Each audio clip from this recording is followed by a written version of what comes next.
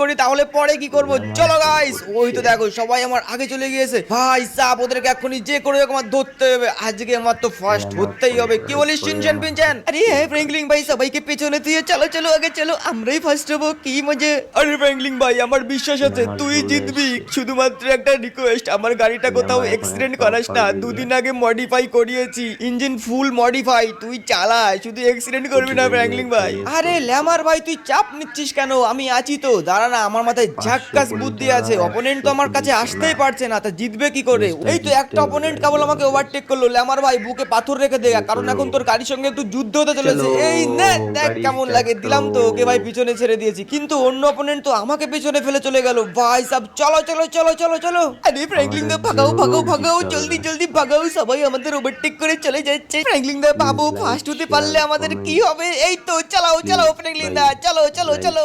এই তো মনে হয় সবার আগে আমরা পৌঁছে যাচ্ছি, আমরাই ফার্স্ট দেবো। সামনে একটা ল্যাম্বরগিনি